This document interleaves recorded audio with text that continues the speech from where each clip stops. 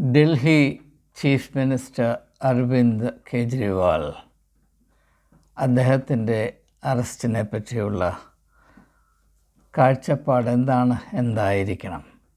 ഏവർക്കും സ്വാഗതം. ഒരുപക്ഷേ നിങ്ങളിൽ പലരും രാഷ്ട്രത്തിൻ്റെ ശ്രദ്ധയെ ഏറ്റവും കൂടുതൽ പിടിച്ചുപറ്റിയ സംഭവത്തെപ്പറ്റി ഞാൻ എന്താണ് പൂർണ്ണമായി നിശബ്ദത പാലിക്കുന്നത് എന്ന് ചിന്തിക്കുന്നുണ്ടായിരിക്കും. അതിൻ്റെ ഒരു കാരണം നിയമപരമായ കാര്യങ്ങൾ നടന്നുകൊണ്ടേയിരിക്കുമ്പോൾ, അന്വേഷണം തുടർന്നുകൊണ്ടേയിരിക്കുമ്പോൾ അതിനെപ്പറ്റി ഒരു നിലപാട് സ്വീകരിക്കുക സാഹസികമാണ്.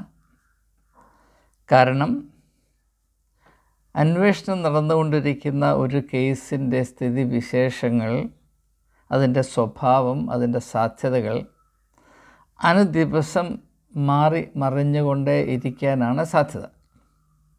അതുകൊണ്ട് അപൂർണമായ തെളിവുകളുടെ അടിസ്ഥാനത്തിൽ ഒരു നിലപാടെടുക്കുകയും പിന്നെ അത് തിരുത്തുകയും ചെയ്യുന്നത് പന്തികേടാണ് എന്ന ഒരു നിശ്ചയബോധമുള്ളത് കൊണ്ടാണ്, ഒരു നിർബന്ധ ബുദ്ധി ഉള്ളത് കൊണ്ടാണ് ഞാനതിനെപ്പറ്റി മനഃപൂർവ്വമായി മൗനം പാലിച്ചത്.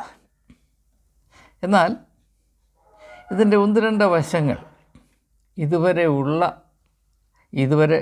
വെളിച്ചത്ത് വന്നിട്ടുള്ള അറിവുകളുടെയും വെളിപ്പെടുത്തലുകളുടെയും, തെളിവുകൾ നമ്മുടെ ആരുടെയും പക്ഷത്തില്ല, അത് EDയുടെ പക്ഷത്താണ്.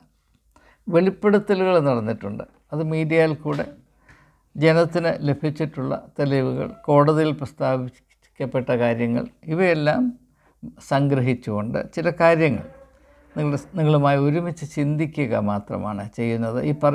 ഞാൻ പറയാൻ പോകുന്ന ഒരു കാര്യത്തിനും ആത്യന്തികമായ ഒരു ഉറപ്പുള്ള കാര്യമല്ല. പക്ഷേ സംഭവങ്ങൾ നമ്മുടെ മുൻപിൽ ഒരു വെള്ളിത്തിരയിലെന്ന പോലെ ചുരുളഴിഞ്ഞുകൊണ്ടേയിരിക്കുമ്പോൾ അത് പബ്ലിക് ഡൊമെയിനിൽ നടക്കുന്നതാകയാൽ അതിനെപ്പറ്റി ചിന്തിക്കുവാനും അഭിപ്രായ പ്രകടനം നടത്തുവാനും പൗരന്മാർക്ക്, ഈ രാജ്യത്തുള്ള എല്ലാ ആളുകൾക്കും അവകാശമുണ്ട് എന്നതുകൊണ്ട് മാത്രവുമല്ല, ജനായത്ത ഭരണരീതിയെ ബാധിക്കുന്ന പ്രശ്നങ്ങളെപ്പറ്റി ചിന്തിക്കുന്നത് എല്ലാവരുടെയും കടമയാണ്, സെൻസ് ഓഫ് നാഷണൽ ഡ്യൂട്ടി എന്നതുകൊണ്ടുമാണ് ചില കാര്യങ്ങൾ നിങ്ങളുമായി ഒത്ത് ചിന്തിക്കുവാൻ താല്പര്യപ്പെടുന്നത്. എനിക്ക് ആദ്യമായി പരാമർശിക്കാനുള്ളത് സെൻറ്റ് സ്റ്റീഫൻസ് കോളേജിൻ്റെ പൂർവ്വ വിദ്യാർത്ഥിയും സുപ്രീം കോടതി ജഡ്ജായി റിട്ടയർ ചെയ്ത ജസ്റ്റിസ് മദൻ ലോക്കൂർ. എനിക്ക് വ്യക്തിപരമായ അദ്ദേഹത്തെ നന്നേ അറിയുവാൻ സാധിച്ചിട്ടുണ്ട്. പലതവണ അദ്ദേഹവുമായി ഇൻറ്ററാക്ട് ചെയ്തിട്ടുണ്ട്. അദ്ദേഹത്തിൻ്റെ നിലപാടുകൾ എന്നെ വളരെയധികം സന്തോഷിപ്പിച്ചിട്ടുണ്ട്. പ്രത്യേകിച്ച് ജുവനൈൽ ജസ്റ്റിസിനെ പറ്റി അദ്ദേഹം നടത്തിയിട്ടുള്ള റിസർച്ച്, എടുത്തിട്ടുള്ള നിലപാടുകൾ, നിയമപരമായ ഇടപെടലുകൾ, ഇവയൊക്കെയും അദ്ദേഹത്തോടുള്ള എൻ്റെ സന്തോഷവും ബഹുമാനവും വളരെയധികം വർദ്ധിപ്പിച്ചിട്ടുണ്ട് എന്നീ സമയത്ത് ഞാൻ ഓർമ്മിപ്പിച്ചു കൊള്ളട്ടെ. ഞാൻ ഡൽഹിയിൽ സിറ്റിസൺഷിപ്പ് കോഴ്സ് ഓർഗനൈസ് ചെയ്തപ്പോൾ അത് ഇനോഗ്രേറ്റ് ചെയ്യാനായിട്ട് ഞാൻ അദ്ദേഹത്തെ മദൻ എന്നാണ് വിളിച്ചുകൊണ്ടിരുന്നത്. ജസ്റ്റിസ് മദൻ ലോക്കൂറിനെയാണ് ക്ഷണിച്ചത്. അദ്ദേഹം വന്ന് അതിൽ പങ്കെടുത്തു എന്ന് മാത്രമല്ല, ആ ഒരു കോഴ്സിൻ്റെ സാധ്യതകളെപ്പറ്റി അദ്ദേഹം വളരെ ബഹുമാനപുരസ്സരം, വളരെ ആവേശത്തോടുകൂടെ സംസാരിച്ച സമയത്ത് ഞാൻ ഓർക്കുകയാണ്. ഞാൻ പല അവസരങ്ങളിലും അദ്ദേഹത്തെ കോളേജിൽ വിളിക്കുകയും കുട്ടികളെ, സ്റ്റുഡൻസിനെ അഭിസംബോധന ചെയ്യാനുള്ള അവസരങ്ങൾ ഉണ്ടാക്കി കൊടുക്കുകയും ചെയ്തിട്ടുണ്ട്. കാരണം അദ്ദേഹത്തോട് അന്ന് തൊട്ടേ, ആദ്യകാലം മുതലേ ഉള്ള എൻ്റെ സ്നേഹവും ബഹുമാനവുമാണ്. അപ്പോൾ അദ്ദേഹം ഇന്ത്യ ടുഡേയുമായി നൽകിയ ഒരു അഭിമുഖത്തിൽ, ഒരു ഇൻ്റർവ്യൂ, അതിൽ അദ്ദേഹം പറഞ്ഞത് കേജ്രിവാളിൻ്റെ അറസ്റ്റിനെ സംബന്ധിച്ചിടത്തോളം ഇതുവരെ ലഭിച്ചിട്ടുള്ള അറിവുകളുടെ വെളിച്ചത്തിൽ അത് നിയമത്തിൻ്റെ അതിര് കവിഞ്ഞ പ്രയോഗമാണ്. കേജ്രിവാളിന് ബെയിൽ കിട്ടേണ്ടതാണ്, അതിന് അദ്ദേഹം അർഹതയുണ്ട്, ഇതുവരെയുള്ള അറിവ് അനുസരിച്ച് എന്ന് അദ്ദേഹം പറയുകയുണ്ടായി. മാത്രവുമല്ല, PMLA കേസ് ഡ്രാക്കോണിയനാണ്, അത് നിയമത്തിൻ്റെ പരിധി വിട്ടുള്ള നിയമമാണ്, അത് ഒന്ന് പുനരവലോകനം ചെയ്യേണ്ട ആവശ്യമുണ്ട്, സുപ്രീം കോടതി ചെയ്യണം എന്നൊക്കെ അദ്ദേഹം വളരെ വ്യക്തമായി ഏത് കാര്യത്തിനെ പറ്റിയും വ്യക്തമായ നിലപാടെടുക്കുന്ന ഒരു വ്യക്തി എന്നതും അദ്ദേഹത്തെ പറ്റിയുള്ള എൻ്റെ സ്നേഹവും ബഹുമാനവും വർദ്ധിപ്പിക്കുന്ന കാര്യമാണ്. ഇത് ഒരു ബുക്ക് മാർക്ക് എന്ന പോലെ അടയാളപ്പെടുത്തി മാത്രം മുൻപോട്ട് പോവുകയാണ്. എനിക്ക് പ്രധാനമായും പറയാനുള്ളത്, ജസ്റ്റിസ് മദൻ ലോക്കൂർ പറഞ്ഞത് ശരിയാണെങ്കിൽ, അതായത് കേജ്രിവാൾ ഒരു സിറ്റിംഗ് ചീഫ് മിനിസ്റ്ററാണ്. ഒരു സിറ്റിംഗ് ചീഫ് മിനിസ്റ്ററെ അറസ്റ്റ് ചെയ്യുക വളരെ വിരളമാണ്. ജയലളിതയ്ക്ക് മാത്രമേ അത് സംഭവിച്ചിട്ടുള്ളൂ എന്നാണ് ഞാൻ മനസ്സിലാക്കുന്നത്. അത് വളരെ അത്യന്താപേക്ഷിതമാണെങ്കിൽ മാത്രമേ ചെയ്യാവൂ എന്ന ഒരു ധാരണയാണ് പൊതുവിൽ ഭാരതത്തിൽ നിലനിൽക്കുന്നത്.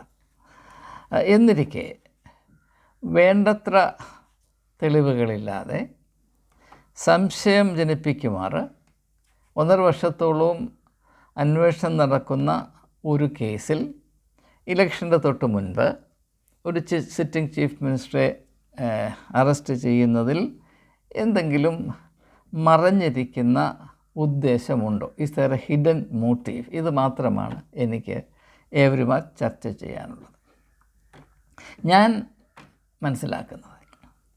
ഞാൻ വീണ്ടും പറയുന്നു, ഞാൻ മനസ്സിലാക്കുന്നത് ആത്യന്തികമായി സത്യമാകണമെന്നില്ല.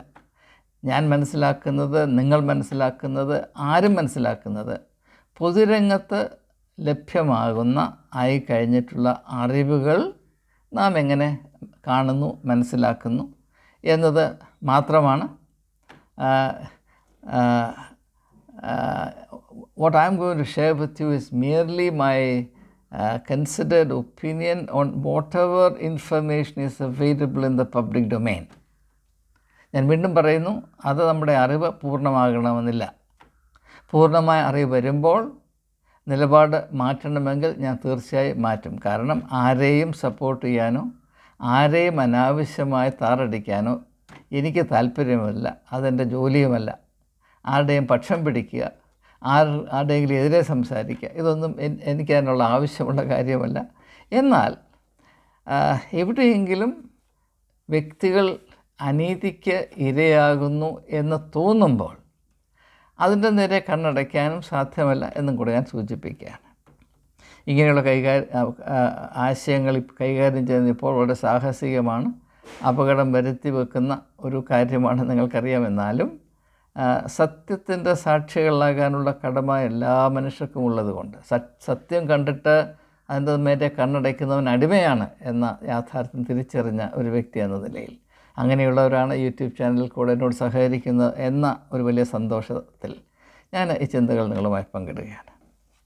ഞാൻ വളരെ കൃത്യമായി വിശ്വസിക്കുന്നത്, ഇതിനെ മനസ്സിലാക്കുന്നത്, കേജ്രിവാൾ INDA അലയൻസ്, ഇന്ത്യ അലയൻസിൻ്റെ ഭാഗം ആയിരുന്നില്ല എങ്കിൽ അദ്ദേഹത്തെ അറസ്റ്റ് ചെയ്യുമായിരുന്നില്ല. എനിക്ക് യാതൊരു സംശയമില്ല. അതുകൊണ്ട് കേജ്രിവാൾ കുറ്റരഹിതനാണെന്നോ ഇന്നസെൻ്റ് ആണെന്നോ എന്നൊന്നും ഞാൻ പറയുന്നില്ല. ഞാൻ പറയുന്നത് രാഷ്ട്രീയമായി നോക്കുമ്പോൾ കേജ്രിവാൾ ഇന്ത്യ സഖ്യത്തിൻ്റെ ഭാഗം ആയില്ലായിരുന്നുവെങ്കിൽ അദ്ദേഹത്തെ ഇപ്പോൾ അറസ്റ്റ് ചെയ്യുമായിരുന്നില്ല, യാതൊരു സംശയമില്ല. എന്നെ സംബന്ധിച്ചിടത്തോളം ഞാൻ വീണ്ടും പറയുന്നു, ഇതുവരെയുള്ള അറിവിൻ്റെ വെളിച്ചത്തിൽ ഞാൻ എന്തുകൊണ്ടങ്ങനെ ആ നിഗമനത്തിലെത്തി എന്ന് ഞാൻ പറയാം. നിങ്ങൾ BJPയുടെ ഇലക്ഷൻ തന്ത്രം ഇപ്പോൾ ശ്രദ്ധിച്ചാൽ ഇത് 2013-14 ആവർത്തിക്കുകയാണ്. 2013-14 ശ്രീ നരേന്ദ്രമോദി BJPയുടെ പ്രൈം മിനിസ്റ്ററിയൽ കാൻഡിഡേറ്റായി പ്രഖ്യാപിക്കപ്പെട്ട ദിവസം മുതൽ ഏറ്റവും പരക്കെ പരാമർശിക്കപ്പെട്ടത് കോൺഗ്രസിൻ്റെ കറപ്ഷൻ.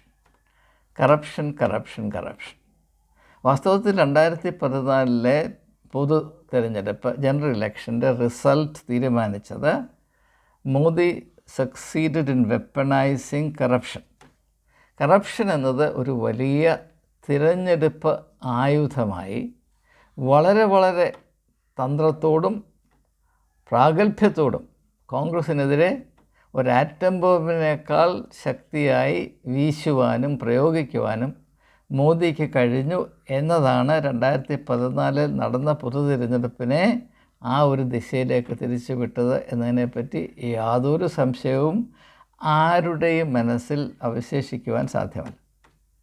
അതിനുശേഷം ഇലക്ഷൻസ് ജയിക്കുന്നതിന് പല തന്ത്രങ്ങളും പ്രയോഗിച്ചു. ഡിമോണിറ്റൈസേഷൻ വന്നു, ഫുൽവാമ വന്നു, അങ്ങനെ പല പല തന്ത്രങ്ങൾ. പിന്നെ 370 വന്നു, CCA ആയി, രാം ടെമ്പിളായി, ഇങ്ങനെ ഓരോ തന്ത്രങ്ങൾ. പക്ഷേ ഇതൊന്നും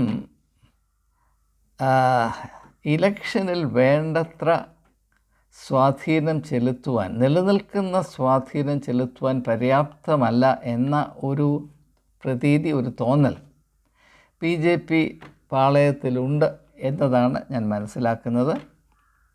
ഹിന്ദുത്വ കാർഡ് അധികം ഇനിയും പ്രയോഗിക്കുന്നതും കൊണ്ടും വലിയ കാര്യമില്ല. അതിൻ്റെ ശക്തിയും കുറഞ്ഞു വരുന്നു. അതുകൊണ്ട് ഇപ്പോൾ ഏറ്റവും കൂടുതൽ ശക്തമായും ഫലപ്രദമായും പ്രയോഗിക്കാൻ കഴിയുന്നത് 2013-14 കാലഘട്ടത്തിൽ വളരെ സമർത്ഥമായി പ്രയോഗിച്ച് അതിൻ്റെ ഗുണഫലം വലിയ ബമ്പർ ക്രോപ്പായി കൊയ്തെടുത്ത ആ ഒരു അനുഭവത്തെ ആസ്പദമാക്കിയാണ്. അതുകൊണ്ട് EDA ഉപയോഗിച്ച് അല്ലെങ്കിൽ നിഷ്പക്ഷമായ അന്വേഷണം എന്ന ഒരു തലക്കെട്ടിൽ പ്രതിപക്ഷ പാർട്ടിയിലെ മാത്രം നേതാക്കന്മാരെ നിയമത്തിൻ്റെ കൺമുൻപിൽ കുറ്റവാളികളാക്കി, തന്മൂലം നിയമത്തിൻ്റെ തന്നെ ബ്രഷ് ഉപയോഗിച്ച് അവരെ കറപ്ഷൻ എന്ന് പറയുന്ന കറുത്ത പെയിൻറ്റ് അടിച്ച് നിർത്തുകയും ചെയ്യുക, അത് തീർച്ചയായും വളരെയധികം ഇഫക്റ്റ് ഉള്ളതാണ് എന്ന് നമുക്കറിയാം. കാരണം എന്താണെന്ന് ചോദിച്ചാൽ, ഭാരതത്തിൽ ഒരറ്റം മുതൽ മറ്റേ അറ്റം വരെ ജാതിമത ലിംഗഭേദമന്യേ എല്ലാവരും വെറുക്കുന്നതാണ് കറപ്ഷൻ. കാരണം മറ്റൊന്നുമല്ല, ധാർമ്മിക ബോധം കൊണ്ടല്ല. ഈ കറപ്ഷനെ ആളുകൾ വെറുക്കുന്നതിൻ്റെ കാര്യം, കറപ്ഷൻ്റെ അല്ലെങ്കിൽ അഴിമതിയുടെ ഗുണഫലം ചിലർക്ക് മാത്രമേ ലഭിക്കുന്നുള്ളൂ. ബഹുഭൂരിപക്ഷം ആളുകൾക്കും ഇതിനുള്ള അവസരമില്ല, ഇതിൻ്റെ കൊയ്ത്ത് അനുഭവിപ്പാൻ അവർക്ക് സാധ്യമല്ല. അതുകൊണ്ട് ഈ അഴിമതിയുടെ കുത്തൊക്കെ ചിലർ മാത്രം വെച്ച് ആസ്വദിക്കുന്നു. അതിലൊരു ഈക്വൽ ഓപ്പർച്യൂണിറ്റി ഉണ്ടായിരുന്നെങ്കിൽ കുഴപ്പമില്ലായിരുന്നു. അപ്പോൾ ഒരു ഗ്രീവൻസ് ഉണ്ടാക്കാൻ, ഞങ്ങൾക്കെതിരെ ഇവർ വലിയ പാപം ചെയ്യുന്നു, കുറ്റം ചെയ്യുന്നു, അതുകൊണ്ട് അവരെ തോൽപ്പിക്കണം, ഇവരെ വലിച്ചെറിയണം, അവർക്കെതിരെ ധർമ്മരോഷം ജനിപ്പിക്കുന്നതിന് വേണ്ടി ഏറ്റവും ഉപയോഗിക്കാവുന്ന ഒരു തന്ത്രമാണ്. അവരെല്ലാം അഴിമതിക്കാരാണ്, അഴിമതിയുടെ കുത്തകയാണ്, അവർ ചെയ്യുന്നതെല്ലാം അഴിമതിയാണ് എന്ന ഈ ഒരു പൊതുവായ ഒരു പ്രചരണം, അത് ബഹുഭൂരിപക്ഷം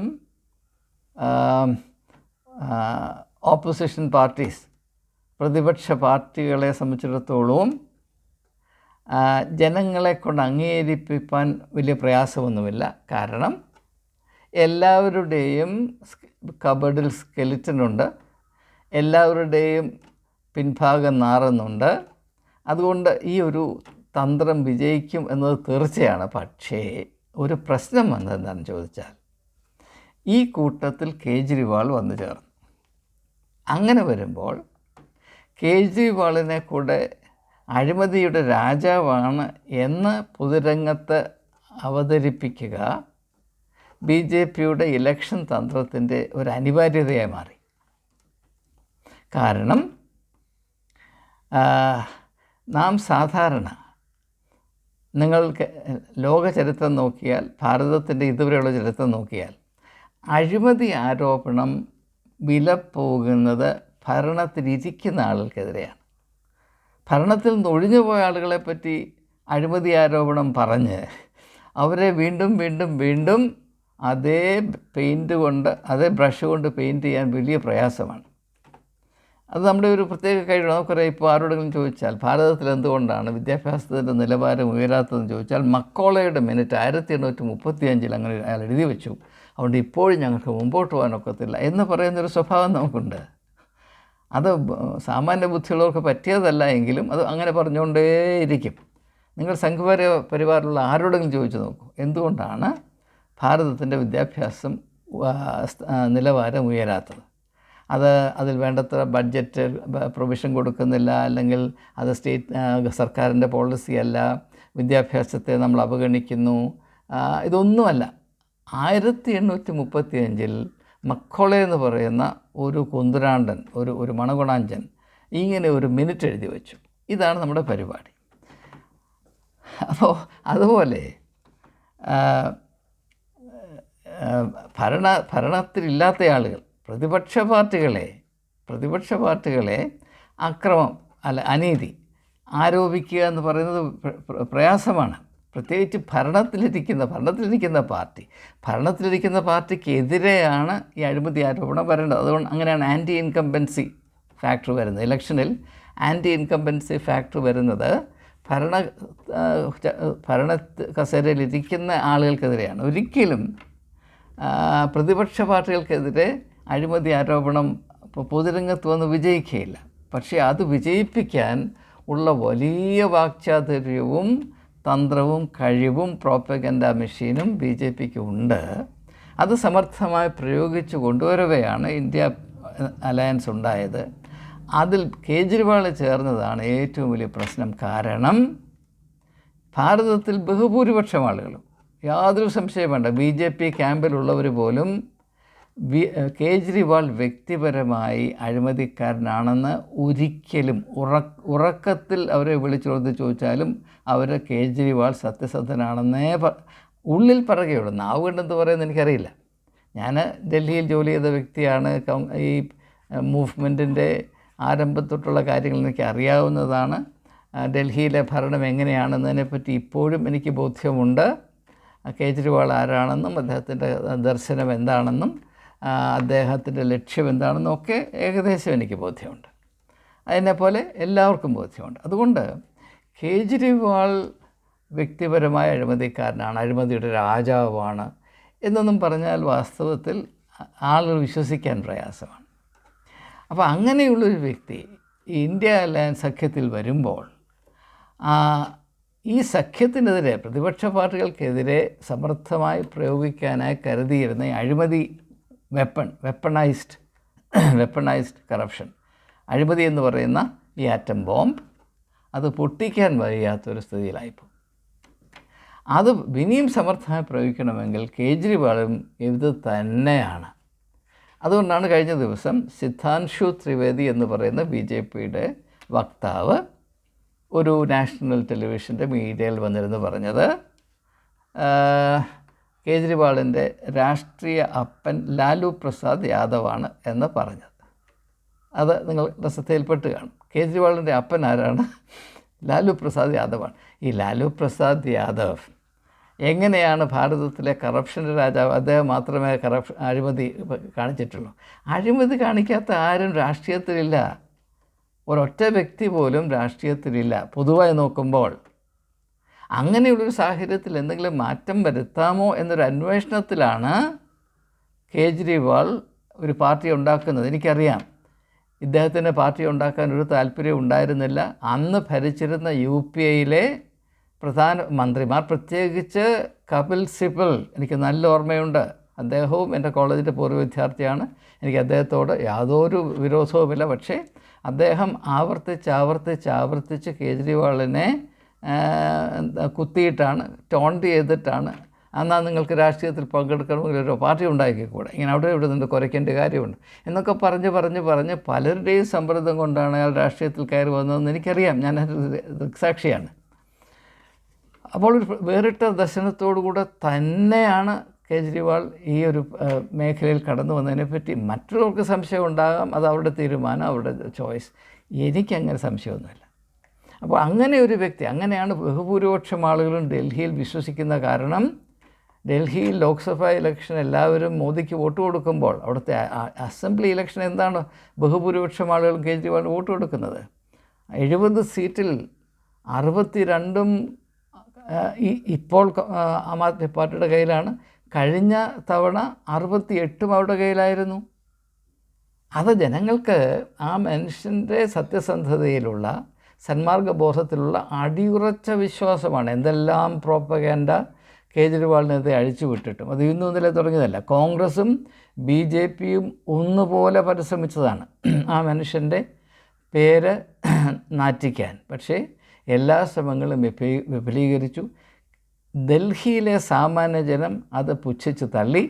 അവർ വളരെ ദൃഢമായ നിശ്ചയത്തോടും കൃത്യമായ അറിവോടും കേജ്രിവാളിൻ്റെ കൂടെ ഇന്നും നിലകൊള്ളുന്നു. ഇപ്പോൾ കൃത്രിമമായ സർവേ ഒക്കെ ഉണ്ടാക്കി ഇങ്ങനെ ED അദ്ദേഹം അറസ്റ്റ് ചെയ്തതുകൊണ്ട് കേജ്രിവാളിനെ ആളുകൾക്ക് പുച്ഛമാണ്, ഡൽഹിക്കാർക്ക് അദ്ദേഹത്തെ വേണ്ട എന്നൊക്കെ വരുത്തി വെക്കാനുള്ള വലിയ വലിയ മാധ്യമ ശ്രമങ്ങൾ നടന്നുകൊണ്ടിരിക്കുന്നു.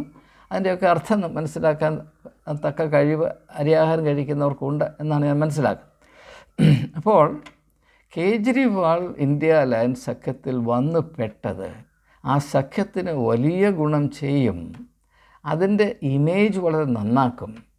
അത് BJPക്ക് കാര്യമായ നഷ്ടം വരുത്തും. അതുകൊണ്ട് കേജ്രിവാളിനെയും ഇതേ പ്രക്രിയയിൽ കൂടെ ഇതേ എന്താ പറയുന്നത് മാലിന്യ ചാലിൽ കൂടെ വലിച്ചിഴച്ചാൽ മാത്രമേ തന്ത്രം വിജയിക്കുകയുള്ളൂ എന്ന ഒരു ധാരണ ഇതിൻ്റെ പുറകിൽ പ്രവർത്തിക്കുന്നില്ലയോ എന്നൊരു സംശയം എനിക്കുണ്ട്.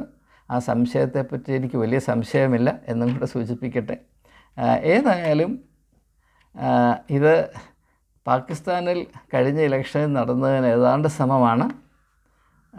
ഇമ്രാൻഖാന് 70% പോപ്പുലാരിറ്റി റേറ്റിംഗ് ഉള്ളപ്പോൾ നവാസ് ഷെരീഫിനെയും അദ്ദേഹത്തിൻ്റെ സഹോദരനായ ഷെബാസ് ഷെരീഫിനെയും ഒക്കെ പാകിസ്ഥാൻ്റെ ഭരണം ഏൽപ്പിക്കുന്നതിന് വേണ്ടി അവിടുത്തെ ജനറൽ ഇലക്ഷൻ, പാകിസ്ഥാനിൽ ജനറൽ ഇലക്ഷൻ എന്ന് പറഞ്ഞാൽ മറ്റൊരർത്ഥമുണ്ട്. ജനറൽസാണ് ഇലക്ഷൻ നടത്തുന്നത്. അവരുടെ ഇഷ്ടം പോലെ മാത്രമേ ഇലക്ഷൻ നടത്താനൊക്കത്തുള്ളൂ. ഇലക്ഷൻ്റെ റിസൾട്ട് എന്തായിരിക്കണമെന്നും അവിടുത്തെ ജനറൽസാണ് തീരുമാനിക്കുന്നത്. അതുകൊണ്ടാണ് ജനറൽ ഇലക്ഷൻ എന്ന് അവിടെ പറയുന്നത് എന്നാണ് ഞാൻ മനസ്സിലാക്കുന്നത്. അപ്പോൾ അവിടെ ഇതുപോലെയാണ് ഇമ്രാൻഖാൻ്റെ പാർട്ടിയായ Pakistan Tehreek Insaf party PTI, Pakistan Tehreek Insaf party, അതിൻ്റെ സ്ഥാപക ചെയർമാനായ ഇമ്രാൻഖാനെയും അതിൻ്റെ പ്രധാനപ്പെട്ട എല്ലാ നേതാക്കന്മാരെയും അടച്ചിട്ടു. അവരെ പാർട്ടി ഓഫീസ് പൂട്ടി. അവർക്ക് പ്രചരണത്തിന് അവകാശമില്ല. ഒരു പോസ്റ്റർ ഒട്ടിക്കാൻ അനുവാദമില്ല. അവർ മീറ്റിംഗ് നടത്തിയാൽ ഉടനെ അവരെ അറസ്റ്റ് ചെയ്യും. അങ്ങനെയുള്ള ഒരു വ്യവസ്ഥിതി കൊണ്ടുവന്നാൽ തീർച്ചയായും ജയിക്കും പാർട്ടി, യാതൊരു സംശയമില്ല. ഇപ്പം പ്രതിപക്ഷ പാർട്ടികളില്ല എങ്കിൽ സ്വന്തം വിജയം സുനിശ്ചിതം എന്ന് പാകിസ്ഥാൻ കണ്ടുപിടിച്ചു. അവിടുത്തെ ഡെമോക്രസി അങ്ങനെയാണ്. അതുപോലെ ആയിത്തീരാതിരിക്കട്ടെ എന്ന് ഞാൻ ആത്മാർത്ഥമായി പ്രാർത്ഥിക്കുന്നു. എനിക്ക് ഭാരത ഡെമോക്രസിയിൽ അനന്തമായ വിശ്വാസമുണ്ട്. പക്ഷേ അത് നിലനിൽക്കണമെങ്കിൽ ഭാരതത്തിലെ എല്ലാ പൗരന്മാർക്കും അതിനെപ്പറ്റി ചുമതലബോധമുണ്ടാകണം. സത്യത്തെയും നീതിയെയും മനുഷ്യൻ്റെ അവകാശങ്ങളെയും മാനിക്കുന്ന ഒരു സംസ്കാരം ഇവിടെ നിലനിർത്തുവാൻ എല്ലാവരും കരുതണം. അർത്ഥശൂന്യമായ പരിഗണന, വർഗീയമായ കാഴ്ചപ്പാടിൽ കൂടെ സ്വീകരിച്ച് സത്യത്തെയും നീതിയെയും നിരാകരിക്കുകയും മനുഷ്യാവകാശങ്ങൾ ധ്വംസിക്കപ്പെടുമ്പോൾ അത് നല്ലതാണ് എന്ന് ഉള്ളിൽ വിചാരിക്കുകയും ചെയ്യുമ്പോൾ എല്ലാവരും അവരവരുടെ ശവക്കുഴി തോണ്ടുകയാണ് എന്നും കൂടെ പറയേണ്ട ആവശ്യമുണ്ട്. ഏതായാലും ഇത് എന്നെ സംബന്ധിച്ചിടത്തോളം നിയമപരമായ ഒരു പ്രക്രിയയാണെന്ന പ്രഹസനത്തിൽ നടത്തപ്പെടുന്നുവെങ്കിലും ഇതിൻ്റെ ഉദ്ദേശം തികച്ചും രാഷ്ട്രീയമാണ് എന്നാണ് എനിക്ക് മനസ്സിലാക്കാൻ ഇടയാകുന്നത്. ഞാനിത് പറയുമ്പോൾ ഈ ചാനലിൽ കയറി സംഘപരിവാറിൻ്റെ കണ്ണുകളായി വളരെ ജാഗ്രതയോടെ പങ്കെടുക്കുന്ന ആളുകൾ എപ്രകാരം പ്രതികരിക്കുമെന്ന് എനിക്കിപ്പോൾ നന്നേ അറിയാം. എനിക്ക് അവരോട് സന്തോഷവും സ്നേഹവും ഉണ്ട്. അവരെൻ്റെ വാക്കുകൾ ശ്രദ്ധിക്കുന്നതിൽ എനിക്ക് നന്ദിയുണ്ട്. പക്ഷേ ഇന്നല്ലെങ്കിൽ നാളെ സത്യം വിജയിക്കുമെന്നതാണ് ഈ ഭാരതത്തിൻ്റെ ആപ്തവാക്യം. സത്യമേവ ജയതേ നാനൃതം. അതിൽ വിശ്വസിക്കുകയും സത്യം പറയുന്നവനെ കൊന്നൊടുക്കുകയും ചെയ്യുന്ന ഈ ഒരു രാഷ്ട്രീയ മൊറാലിറ്റിയോട് എനിക്ക് കലശലായ എതിർപ്പുണ്ട്. അത് പറയാതിരിക്കാൻ നിവൃത്തിയില്ല. ഏതായാലും വളരെ ക്ലേശമേറിയ ഒരു കാലഘട്ടത്തിലാണ് നാം വസിക്കുന്നത്. ഭാരതത്തിൻ്റെ ഭാവി എന്തായിത്തീരും എന്നതിനെപ്പറ്റി നമുക്ക് പ്രത്യാശ കൈവിടാതെ ഓരോരുത്തരും അവരായിരിക്കുന്ന സ്ഥലങ്ങളിൽ നമുക്ക് നൽകപ്പെട്ടിരിക്കുന്ന ഉദ്ദേശശുദ്ധി, മാനുഷികമായ പരിഗണന, ദൈവികമായ ബോധം, ആത്യന്തികമായ വിശ്വാസം, എല്ലാറ്റിനുമുപരി മനുഷ്യ ജീവിതത്തെ നയിക്കുന്ന ദൈവികമായ ഒരു കരമുണ്ട് എന്നും ആ അധികാരത്തെ വെല്ലുവിളിക്കാൻ മനുഷ്യർക്ക് ആവില്ല എന്നും അതിന് ശ്രമിക്കുന്നവർ കാലത്തിൻ്റെ ചവിട്ടുകുറ്റിയിൽ വീണുപോകും എന്ന ചരിത്ര സാക്ഷ്യം ആരും മറന്നു പോകരുത് എന്നും കൂടെ സൂചിപ്പിച്ചുകൊണ്ട് വാക്കുകൾ ഉപസംഹരിക്കുന്നു. ഏവർക്കും എൻ്റെ ശുഭാശംസകൾ.